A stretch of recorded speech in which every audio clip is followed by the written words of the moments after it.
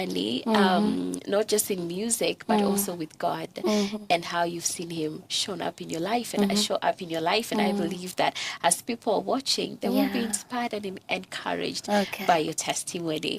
So before we go so far, introduce yourself. Tell the people who Maggie is. My name is Maggie Kangai. Okay. Maggie Kangai is a born-again Christian and a lover of the Lord and a worship minister and a mother of 4 and a wife. Wow. I'm also a business person. Yes. And there are many things to my name. Yeah. But I'm grateful that I was able to come here. My journey with the Lord is one that is very, we have gone, I always say, even in prayer, we come a long way. We come a long way. We have a journey with the Lord. I began to sing. I'd say singing. I began as a small baby. I had a way of just catching lyrics, you see.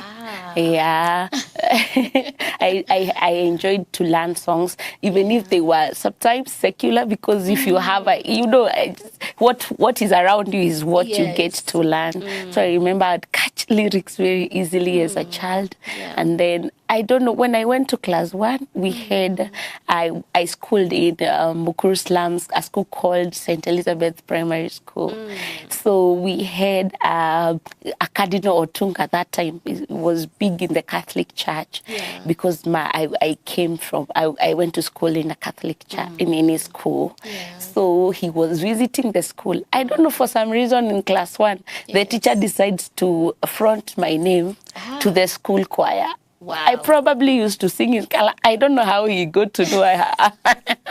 You see the way God just puts people for you, orders your steps, and then people are able to see what you have. So he forwards my name to the school choir. That's how I joined the school choir as a small girl. And then we had 2 choirs, watoto wadogo and the older folks. So as you grow up, you transition. So I started with, we used to go to the competitions, music competitions. Then we would sing, nakumbuka tulikuwa tunaimba Simba Mkali, this very nice kids silly songs. And then we transitioned to, I transitioned to the big people's choir as I grew up. So I'd say that is where my journey in music began. Yes. Wow. That's quite interesting. Oh, that's because, you've mentioned about lyrics. That was my specialty too. Mimi lyrics. Ulikuwa unaeka ile kitabu? Nilikuwa na book. Song ikiimba ninaangalia lyrics. Tunaimba na mwenye anaimba. Lakini siku grow nikakuwa muimbi, so I don't know. Maybe I was meant to speak. To host waimbi. Ndio na get na relate kwenye wametoka. Anyway, but that's a beautiful journey of alignment and just God positioning you. Now talk to us about how this was received by your parents, especially, growing up and seeing that, wow, our girl is really passionate about this particular thing. How was that received by them? Music for us, like I said, I grew up in the slums, was an escape. Was a way to dream out of the life that you know. So it provided a way for you to see the world at a different light. Like you would have more hope because the issues around living in slums.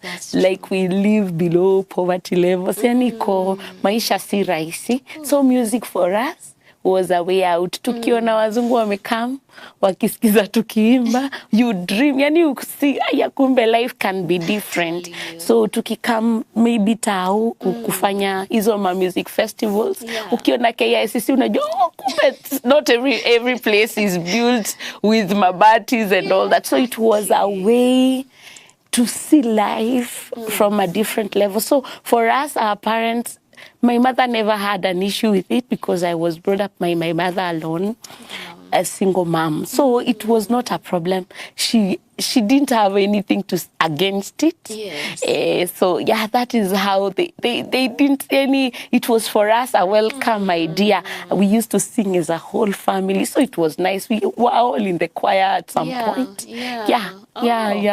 Wow. So that was growing up. And, you know, when they say you don't look like what you've been through, if it was a person, it would be you.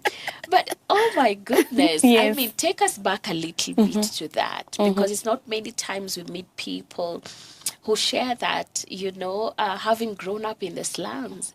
How was that? How was it navigating through life, growing up in such an environment, and maybe going to school and feeling like other children were more privileged? How was that? How did you reconcile that growing up? For any child, whatever they find is what they get to think is normal until they are exposed to something different. So we grew up, lack of food was like we knew we would get a meal in school. It was not a must we get a meal at home. So, but at least we had something to eat during the day.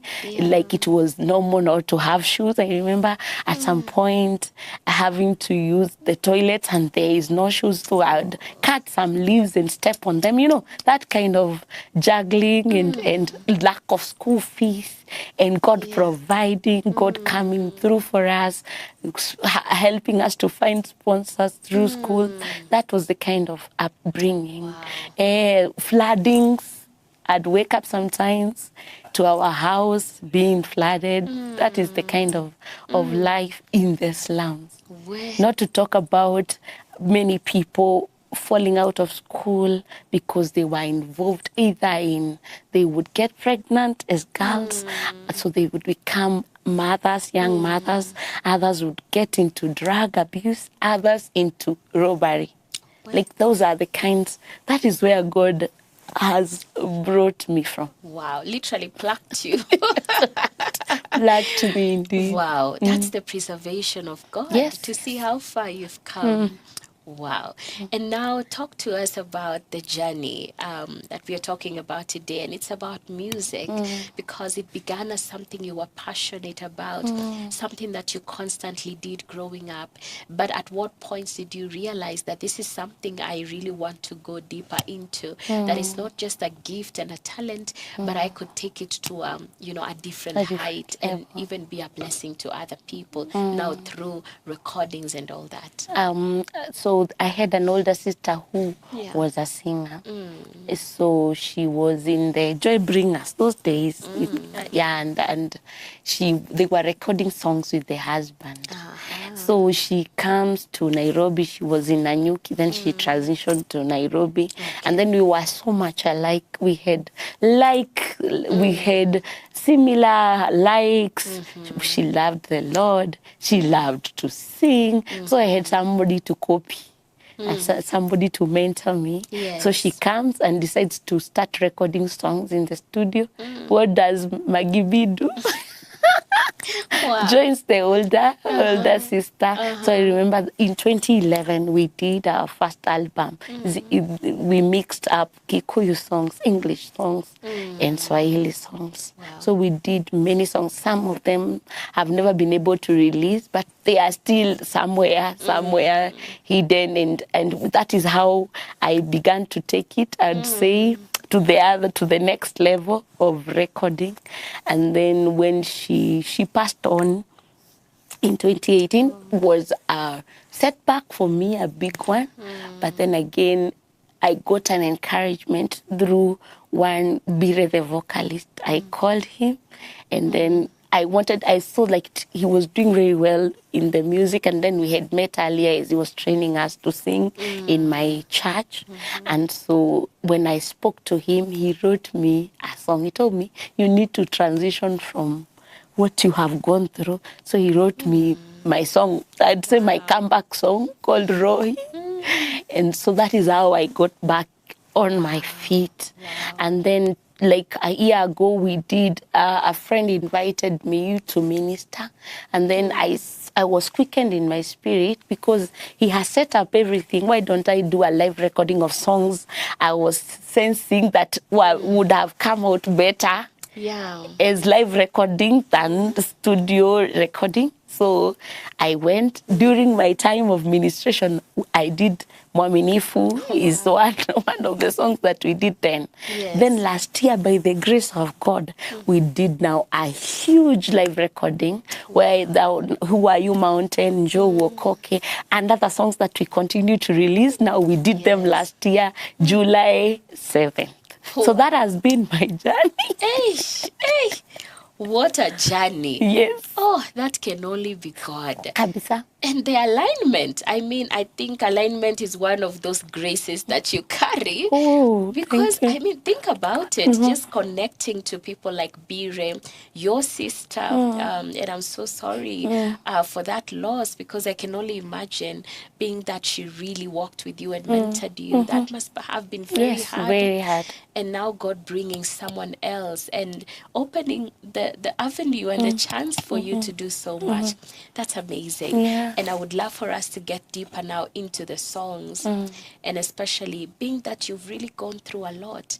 You know, when I say God is faithful and I don't have a testimony backing it up, it's just a cute word, you know? But then when I have a testimony backing it up, it carries so much weight. Yeah, right. So talk to us about Mwaminifu and what it means.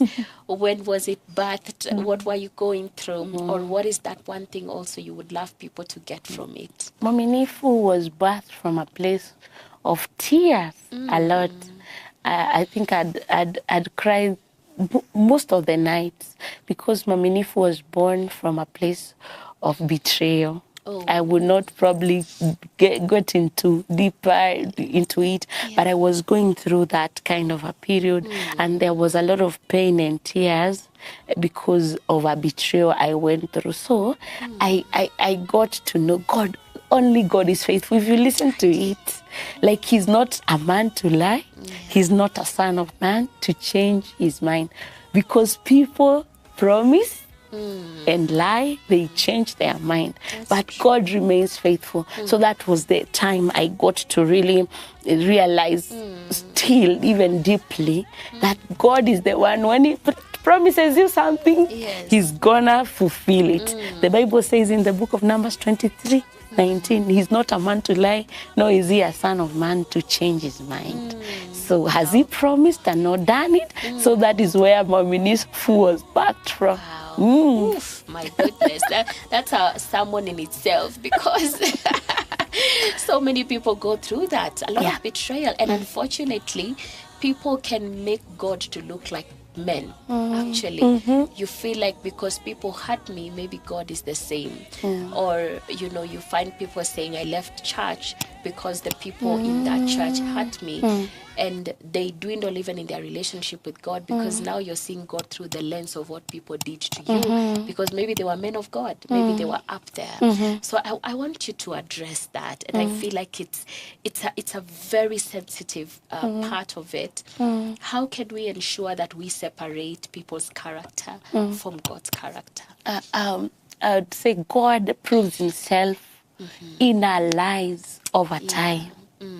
If you look back, you know that if someone let you down, it was not God.